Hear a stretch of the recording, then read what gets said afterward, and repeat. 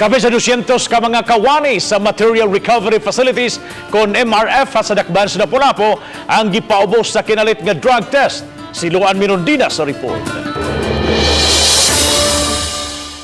Kasamtangang may 249 ka mga job order personnel ug na po ka mga regular employees. Ang MRF kon Material Recovery Facility ang dakbayan sa Lapu-Lapu. Apan 211 lang ang nakatambong sa gipatawag na tigom ni Mayor Jonard Ahong Chan ganihang buntag. Nakadawat og report na dunay mga trabante sa MRF nga nanuroy og mga establisimento unya dunay gipangayo ana ba, so na sila gipangayo nga kapalit sa ilang pag-inspeksyon imbis ilahang taga-citation, ilang i-backdoor negotiation nga adto padulong nila ang kwarta. So mo na nga usana sa mga atoang na gi-consider nga ma-undergo og drug test ang ato mga trabante sa MRF. Na ang tanang absent karon, they have to report tomorrow sa office sa Silosap at 9 o'clock.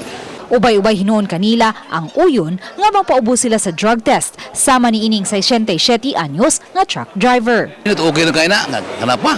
Para may bawang kung di uabot ang maggamit ng drugs. O so okay para na ako. Labi na driver ko, mas naming mayo nga ang mga driver ko dagtison tanan. Naalang tay gidudahan tingali, no? Pero sa ako lang, para nako nindot mo sani.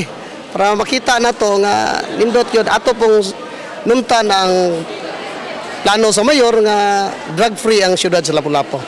Samtang gibutyag sa Executive Director sa Silosap kan City of Lapu-Lapu Office for Substance Abuse and Prevention nga sa napo ka mga kawani gikan sa CDRRMO o CTMS nga nagpositibo sa kinalit nga drug test, wala pa iniusa kanila ang mipadayag og interest nga mapaubos sa office-based rehab. Even if napadadaan na sila og termination letter ni Mayor, wala gyud pa ni dool nato. But we told them man nga pag-report pero antod na wala man. Uban ni June Solon, Luan Minondina, Balitang Besda.